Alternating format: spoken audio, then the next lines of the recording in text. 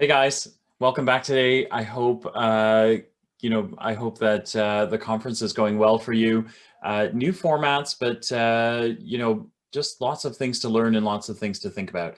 Um, Today we want to talk about we want to talk about marketing plans and marketing execution.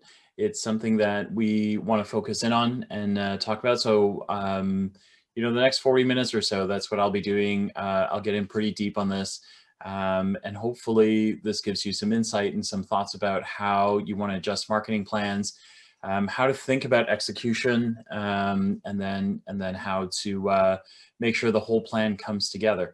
In the earlier fast session, the 15-minute session, I had palm trees up because I was wishing Florida views on you today. You're coming from live from my basement, so here in Toronto. So no palm trees, but I hope wherever you are, it's super nice and you guys are keeping safe. This session is about execution on marketing strategies. So how to make some adjustments to the environment we're in today. We've been through a fairly significant consumer event, personal and commercial levels, and then how to evaluate the plans that you're making and how they need to change or evolve. So hopefully I'm going to give you some insights on that maybe you didn't know before, or reinforce things that you know about what's happening through the pandemic and how people are shopping differently, and then how you manage your priorities and keep targets in focus. This is something that marketing folks are quite honestly always struggling about. So hopefully I give you all of that insight. A little bit about me. This is me. I'm a marketer and a podcaster. I love digital, love everything digital.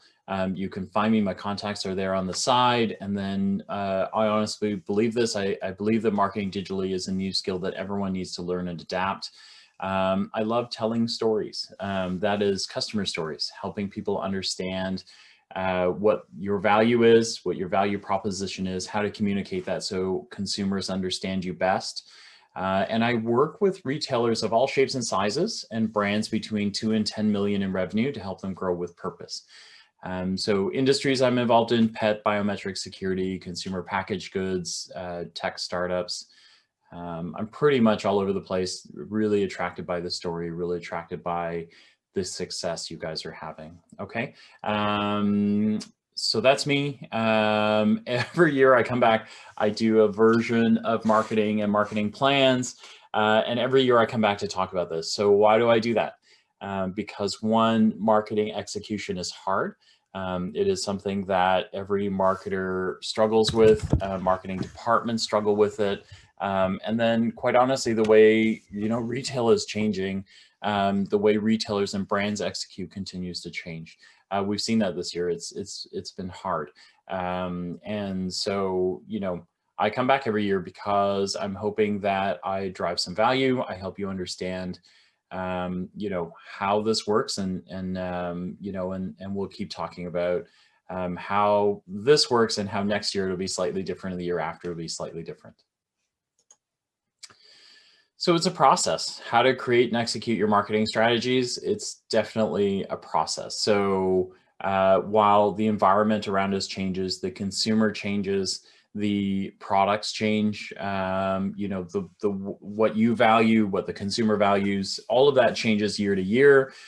We all know this. We're in retail. Retail is like a super exciting place to be, and yet it's different than it was a year ago. It's different from 2 years ago, and so on and so forth. The process that you go through isn't really that different. It is very much something that you've got to think about as a process. You can make this super complicated. You can make it super simple. I tend to follow these 5 steps. They are the ones that work for me. So step 1, identify your overall goal and opportunities. Step 2, create your marketing strategies. 3, break them down into tactics, things that you do. 4, make your process repeatable. And then 5, know where the work stands all the time. So know what's happening in your department. Okay. It is, so it's a fairly simple process. If you follow this one, you will, you'll get some pretty visible results, fairly quickly. Okay. And then really this part, this infrastructure, it never changes for me. How I go about it, you'll see through the tactics that we're using, those will change to bring your art to science. The art, all of that will change. How much is art? How much is science? But the process itself, it doesn't change really. Okay. So step one, if I really jump into it, I had identify your overall goals and opportunities. It is March. You definitely have goals and opportunities already. If you don't, and you're at the beginning of the year, use identify. For the rest of you that have already planned out your year, clarify your goal. So we're coming up to the end of Q1. It's a good time to make sure that your goal is still the right goal. That your goal is quantifiable. Sometimes we start the year with very lofty intentions, and sometimes they're just not, they're not measurable, right? But they need to be measurable. So make sure that you quantify your goal. And then the last thing you want to do is check your opportunities against the current environment. So where you ended the year, I'm kind of using the calendar year as your year. If it is not, just adjust my comments otherwise. But where we mostly ended the year isn't really where we began the year. Depending on where you are in the world, there were lockdowns, there wasn't a vaccine, all sorts of, kind of things that changed the landscape that you're in. So Q1, particularly of this year, is a good time to recheck your goals and opportunities and whether they still make sense. If I were to give you a really concrete example, the pandemic, for most successful brands and retailers, the pandemic added 15 to 20% growth to their number last year organically. And I can tell you that, as some of the folks I've worked with have struggled to not get really excited about that organic 20% growth and then have added more growth on top of that. But you want to quantify against that goal because, when the pandemic starts to subside, the vaccines start to roll out and people start getting back to normal life, will you be able to account for that lift somewhere? Okay, so that's a great, kind of single example of how to, check your opportunities against the current environment. Some more things to think about as you're checking factors, right? So pre-pandemic, our world was changing. The path to purchase a consumer took to get to, buying products in your retail store or you as a brand, it involved, multi-format. So it involved print, internet, mobile, but there was a path. And in the middle somewhere was, a bricks and mortar, a stop at the store, a collect at store, or a stop to check and see what it's like in the store, inspect the product before you move forward. That has changed a lot, right? Again, depending on where you are, the lines between offline and shopping, online experience shopping experiences are blurring. And so what you'll see in the chart on the left side is how Americans, for example, have changed their habits, right?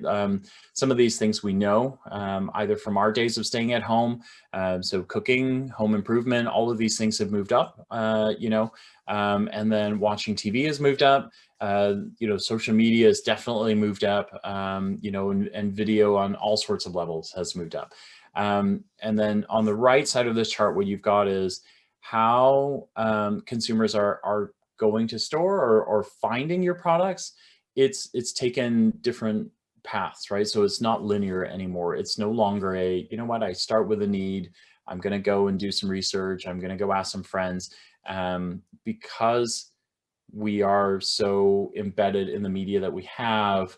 The way we go to market, the way we research, it's all kind of blurring together. There's less of a definitive path and more of you kind of need to be everywhere to make sure that you're getting people, to come to you. And you need to be everywhere with the same message, which is a big thing that I talked about in the 15-minute session. So the lines between online and offline are blurring extremely, and you'll need to keep rechecking this, right? Because depending on where you are in the country, in the world, your consumer is changing with the buying patterns and the restrictions that are placed on them with all this pandemic stuff. And so there is definitely a change in the way you do things and the way you think about things. Past year forced us to adapt. So some pretty big changes. If you're a traditional bricks and mortar, you had a really uphill task of figuring out how to get to e-commerce or how to make your traditional channel available online to be bought at and picked up at store. It's a big effort. I helped retailers in my neighborhood do it. It's a really big effort. If you did it, amazing. If you found shortcuts, good for you, because it really is a tough thing. We really applaud you for doing that. If you are e-commerce, you probably found that you found consumers a little bit faster, but you also found more competition online. And so that ability to shout louder is more difficult. And then quite honestly, the back end, the customer experience stuff, if you're e-commerce, is where you probably feel the pain right now. I'm not saying that you don't have great customer experiences, but when you get a 30 or 40% increase in traffic and in purchases, the pressure is on customer service, customer experience, logistics, all of those things to be better, faster, better improved. You know, when you combine the two, you get multi-channel. Where we are now is omni-channel, which means exactly what I talked about on the last slide. You've got to be everywhere. You've got to be, you've got to be in many, many places saying the same message, delivering the same experience, so the consumer always knows who you are and, what you represent and what you're trying to sell. Okay. So lots of things to think about here. This chart here as well, I won't go through all of it. Essentially what you need to know is, McKinsey, a great consulting firm, this is their chart, and they've said across the categories, we're seeing anywhere from 15 to 30% growth in consumers who are going online. So they're shifting from bricks and mortar to online. Now, again, through the first half of this year, this is still applicable. In the back half of this year, as business, hopefully, fingers crossed, normalizes and consumers are going back out again, you will need to recheck your marketing strategies against the best behavioral survey data that you can find. And honestly, it's going to be hard to find, but the more we share, the more we understand, the better you'll be able to test your marketing strategies and make sure that you're getting to where you want to be. Step two. So on the process, it's create your marketing strategy.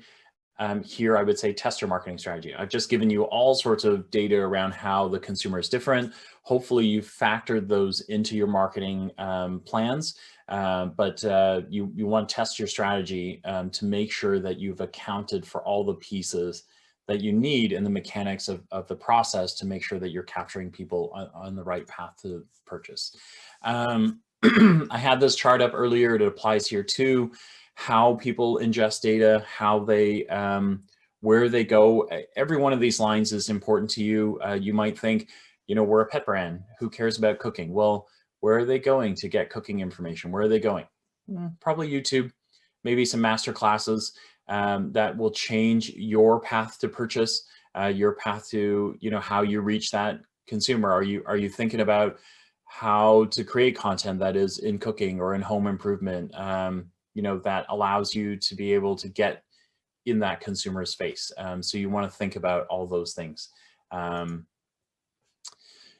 your strategy account for the channels that, the consumer is using? So again, testing against that. So in the last 6 months, what we've seen, physical stores might be part of it, online brand stores. So brands that feed into retailers, that is, that's new competition online, right? Because brands are getting along, trying to sell their own stuff. Amazon, eBay, Instagram, Snapchat, Facebook, you name it, right? There's TikTok now. People probably aren't selling a lot on TikTok, but influencers on TikTok can definitely change the way, you start to think about products and think about what they have. So all of these things, make sure you're testing them in your strategy. To make it even a little bit more complicated, this is a linear path to purchase. this is something that, you know, we've followed for a long time in retail, in marketing period, is you kind of start with awareness and you move your way to advocacy. There's kind of a cadence to how you set up, you know, word of mouth campaigns or online ads, email, PPC, pay-per-click as PPC, social ads, reviews. This sort of pathway helps you lay out, you know, how somebody comes through to you. I would suggest that probably, particularly in the new age, this shouldn't really look like a left to right or a linear progression. It should be more of a funnel idea, because you're trying to gather many people using many different formats now. So I'll show you what that, it translates into tactics a little bit more, but I'll show you the top line of what this looks like. I think that your linear graph needs to turn on its side and look more like a funnel. So the top of the funnel is where you grab lots of people, use things like SEO, social media, pay-per-click, all of that kind of stuff to, you know, drop as many people into your funnel. And then the click-throughs and the bounces help you sort out who is in and who is out.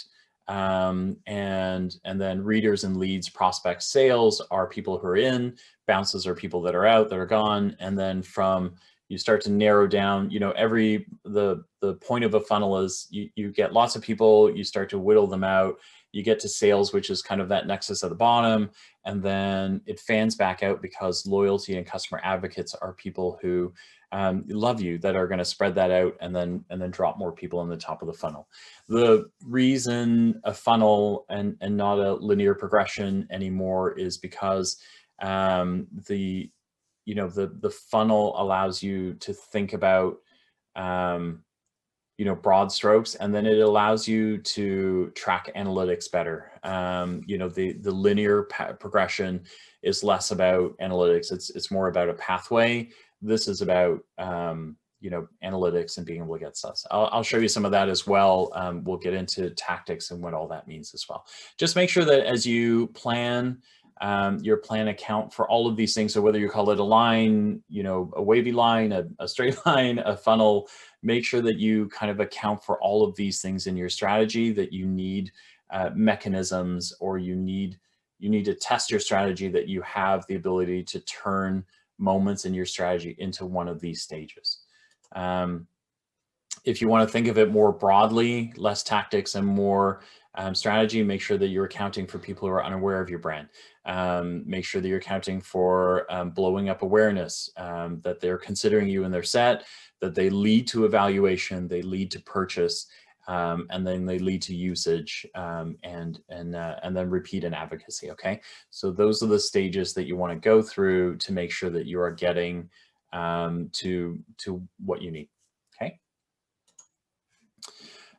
Break down your strategies into tactics. Okay, so the one caveat I'll say here is lots and lots and lots of marketers, salespeople, CEOs, CMOs, everybody gets stuck in tactics. Don't get caught here. You really want a big picture view. You always want to look at the tactic as enabling something in your strategy. So if you get caught up in ads, if you get caught up in individual pictures for ads, you need to dial all the way back to the beginning and go, is this relevant to my strategy? If it is not, put the best possible picture we have in there and move along. You know, is this ad going to power one of those stages in my strategy? If it doesn't, move along. You just need to make sure that you're always keeping an eye on the big picture, on what you want to accomplish. So this is one of those, you know, right down in the details and then right back up to 30,000 feet. You're going to be able to make that move a lot in order to make sure that you're staying on track. So I'm going to go through the funnel. This is where you start building tactics. You start thinking about these things. Some of these things are really familiar. Particularly in pet, I think, or most industries, maybe we get fascinated with organic media, social media. So that's posting, finding fans, getting follows, getting links, getting, you know, reposts, reshares, all that kind of stuff. That is, Important, but respectfully, it's like the top of your funnel. So that is just, you've got to make sure, again, keeping it in perspective, is this is the top of your funnel. It's about gathering as many people as you can in the most responsible manner possible. Actually, I will scratch that last part. It depends on what's in your brand standard. You just want to follow your brand standard on what kind of organic social media you want to post. On the other side, the paid portion is SEO. So that's things like search words. So if I think of a new product that I want to buy, I would be going in here and I'd be searching up, think of the 10 searches that you would make to find a product. You want to be able to do that here is find those keywords that are really important to you, start bidding on them, start competing on them, make sure that they're part of your brand standard and part of your messages. The other part here, the little A there, is Google Ads. That is about running Google Ads, again, so that it coincides with searches. So miraculously, when you search something, an ad pops up that says, hey, boy, do I have something that you might want, because you might be searching for it. So some of that stuff starts to happen. And then Facebook and Instagram ads, kind of complement that, right? As they go with the organic posting that you're doing, to say, hey, you know what? Were you thinking about this? This is a great product that you should think about. Everybody loves this product, any sort of thing like that. So this is what we call top of funnel. TOFU is the only acronym that actually makes sense here. You'll see the other ones don't really make a ton of sense. And, if I change around the letters a little bit, they're kind of inappropriate. So I'm not going to use those. I'm just going to say top of funnel. Okay. And so that's top of funnel. That's the first thing you want to think about in your tactics. So you've built a strategy, you built you have goals you're after, you built a strategy, you're into tactics. These are the top of funnel tactics to gather as many people as you can, so that you can start weeding through who is right and who is not right. So all of this only applies. The paid organic stuff here really is about SEO, the first two pieces in the funnel, SEO, social media, PPC, pay-per-click is PPC, and then click-throughs, which is anyone who says, oh, cool, click. That's a click-through. Literally that simple, okay? So that's kind of the first step here. The second is the middle of the funnel, and this is about weeding out, that all the crowds that come in. And so all of the people will show up. And then what you're going to do is you're going to weed through people who click through and then people who bounce. So people who bounce, literally on a website, they might bounce, and that is they arrived, they didn't understand the message, they weren't the right people, they're not interested at this time, they go away, they literally bounce. And then click-throughs are people who are somewhat interested, right? At this point, you should be qualifying them as somewhat interested. Lots of marketing funnels and optimizations will go, these are hot leads, or they're not leads yet, they're just somewhat interested. That's not a scientific term, that's my term. They're somewhat interested. You would use landing pages, content marketing, website optimization to try and weed out somewhat interested from very interested, because very interested turns into leads.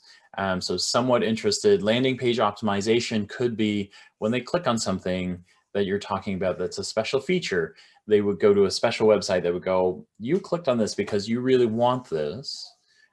Tell me how much you want it. How about I give you some case studies to read? Does that interest you? If they go away at that point, you now know how much they're interested, who they were, and what kind of demographic you can repeat. If they are very interested, then how much content do I give you before you turn into a lead who wants to buy something, who says, stop sending me things, I'm in. You had me at the last case study. How do I buy your product, right? So, and then website optimization is about taking those pieces and going, I know who that customer is. They are in this range. Every time they click on this popular search term, they come in here and then they want to buy. So therefore, I'm gonna change my website so that that flow helps that process. Okay. So that's kind of middle of the funnel. I told you the acronyms wouldn't start to make any sense. So maybe don't use the acronym, might get you in some trouble, but middle of the funnel. So last tactic or set of tactics is when you turn leads into prospects. So these are somewhat interested, very interested. Now they're like, okay, I'm interested to buy, I'm cracking open my wallet, I'm counting my bills, how much is it going to cost me?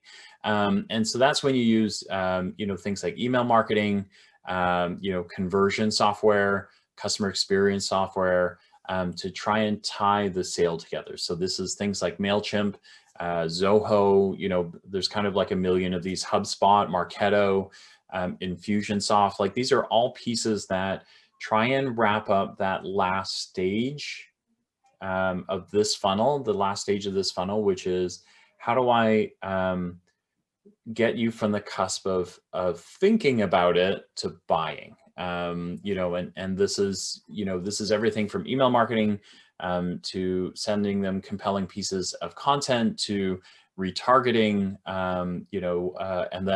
and then certainly after the sales, the after sales piece, the customer experience piece is in there with Infusionsoft, for example.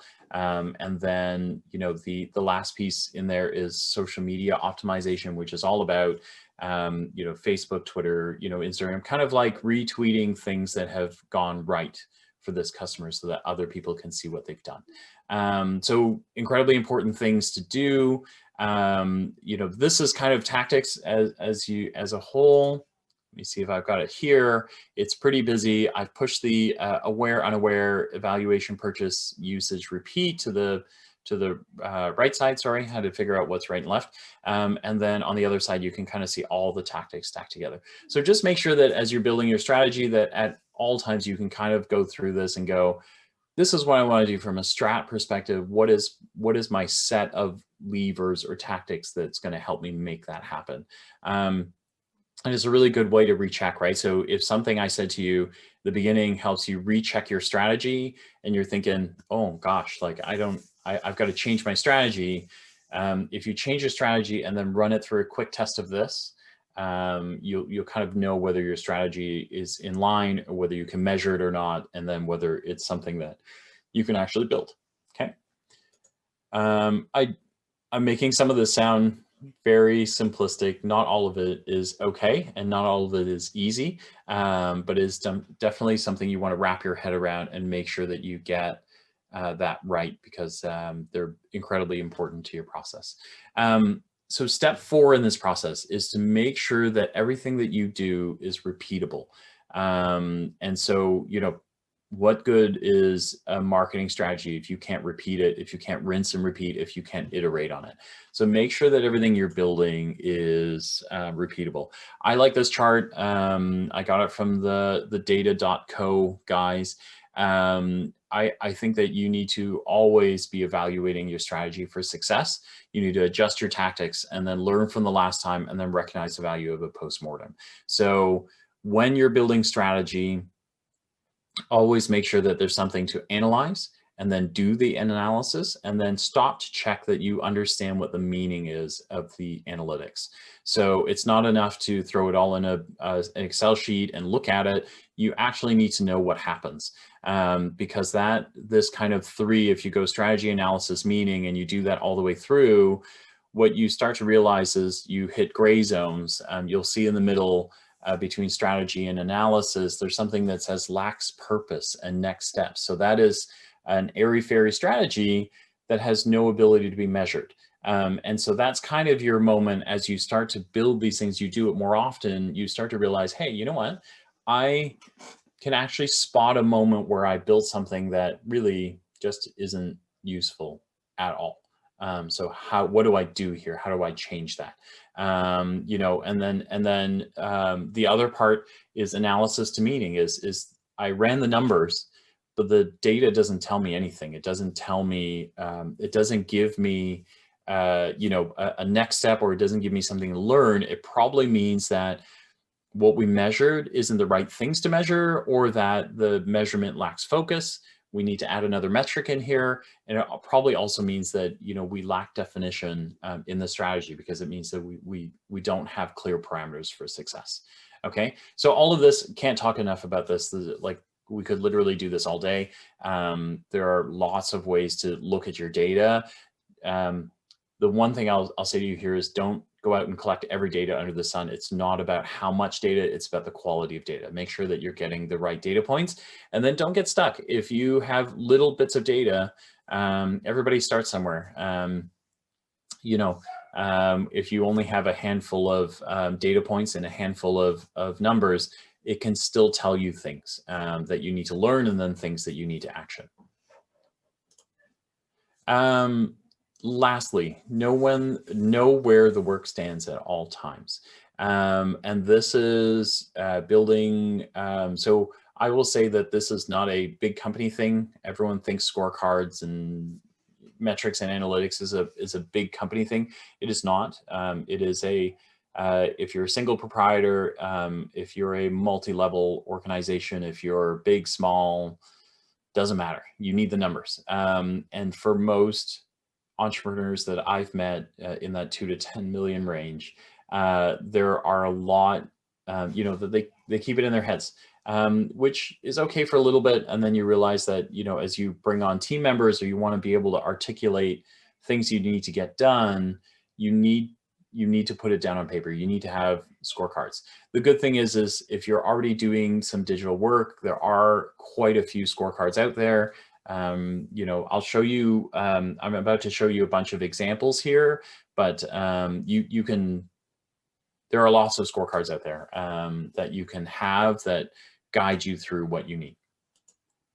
This is a really simple one. There's a lot of stuff on here. I would say that the little funnel at the top is not something that everyone can do, because it tracks middle of your funnel, like top of funnel to bottom of your funnel. But you can do this with some scorecarding. You know how much traffic you get, you know how many posts you get, how many impressions, and then you know your number of sales and conversions that you get. So that funnel could be filled. You do want to track trends. You want to see how you're doing. You also want to see what your lead source is and where it's coming from. And then you also want to be able to track marketing spend and ROI. We are in an age where, honestly, everything you do can be tracked. Everything that you can do can be quantified. It is where marketing is very different today from before. You don't make campaigns, creative campaigns, and then hope they stick and spend lots of money against them. Now you make compelling messages, you make them stick, and then you spend money on them, because the numbers are all here. Okay, so I've got here, this is very much a intake funnel. So this is about the mass number of people I can get, LinkedIn followers, Facebook reach, Twitter reach. Twitter may or may not be relevant anymore. Don't take these as channels, don't take these for what they are, take them for channels. Yours may look fundamentally different from this, okay? But intake the number of traffic points, try and figure out what's happening in your business, and then what you're converting. There are numbers for almost everything as benchmarks as well. This is an SEM dashboard. And so this is about customer cost of acquisition. If you are running Facebook ads, if you're running Google ads, if you're running Instagram ads, you will know your cost per conversion and your cost or your revenue per dollar spent. All of that stuff you need to quantify. If you're doing it in Facebook has those numbers in the business manager. If you are Google Ads will have it as well. You need to quantify all of that stuff, because you are trying to drive the most dollar per revenue for the least amount of cost per click. And so whether it looks like this, or you just grab the things that are available to you, you always want to quantify what those look like, because they're really important to honing your message. We did some work for I did some work for a seasonal company, and over the winter we honed their Facebook ads down to like a $5 cost per click, which is pretty amazing. If you're doing more amazing than that, hit me up. I want to know, and I want to see the example.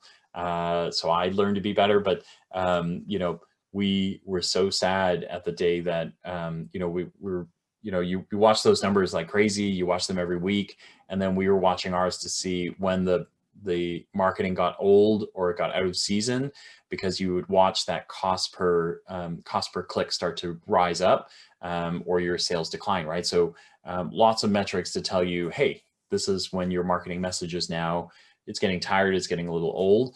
All of those come out of metrics. So really critical to kind of have these articulated.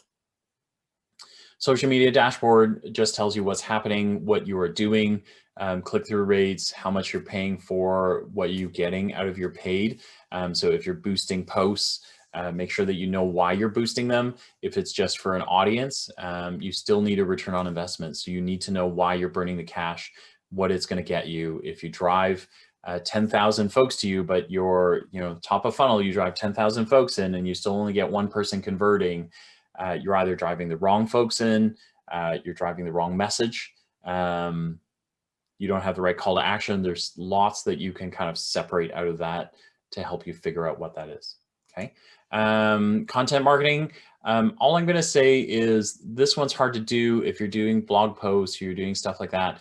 You are looking for page views. You may or may not be able to track lead conversion and sales on the right side there. You can definitely track consumption and sharing.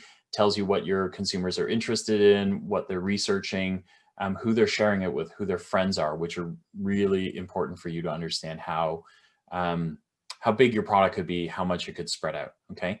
But this dashboard, I would say, is maybe the least important of all of them.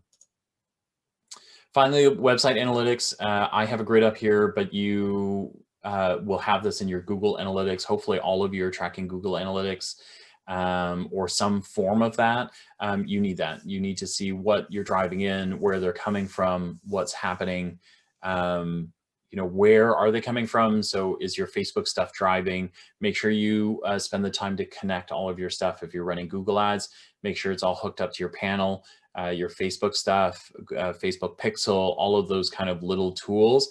Make sure that they help bring your tools to life, and then again, float up to your strategy to make sure you're measuring your strategy. So that's kind of like a whirlwind into scorecards. What I would say to you is, hopefully this was helpful. I encourage you to stick to your process. Be clear about your overall goals and opportunities. This year in particular, things are going to change like crazy. Always, always, always come back and make sure that you are testing against your overall goal and what you're trying to do. The other thing is to continually evaluate your marketing strategies, right? Don't get stuck. We are in a really weird year. The front half and the back half, quarter to quarter, it'll look different. Make sure that you're testing all of these things. Third, you don't want to be in July and finding yourself mired in flyer ads and things like that. Make sure that you are, if you're running overall marketing strategy for your group, you are tasked with watching what's going on in the world right now. Make sure you have people who understand the tactics and are adjusting to you to make sure that you get what you need out of your plans. And then last two, make your process repeatable. Keep doing it. Keep rinsing. Keep testing. Keep improving. Make sure you can laugh at yourself. Sometimes you put out stuff that just isn't very good, and you have to be able to laugh at it. You have to be able to see the difference, and then figure out how you make it different, and then how you improve it, and measure everything. Hopefully that part came very clear. Measure everything. Marketing is not what it used to be. You used to be able to kind of creatively build stuff and then send it out there, and hopefully it worked, or it got won awards for being super popular. Now you don't need that. Now you have scorecards to tell you how popular you are, and you have sales numbers to tell you if you made it work. Okay, so that's what I have for you today. I thank you so much for joining me. It's a weird year. I hope you all stay safe. I'm hoping that next year we all get to meet again under palm trees in Florida, if that's where Global Pet decides to hold it next year, or maybe somewhere even warmer. Who knows? Anyway, but if you have questions, if you need help, if you want to say, hey, you can find me at retailphil.com or phil@retailphil.com.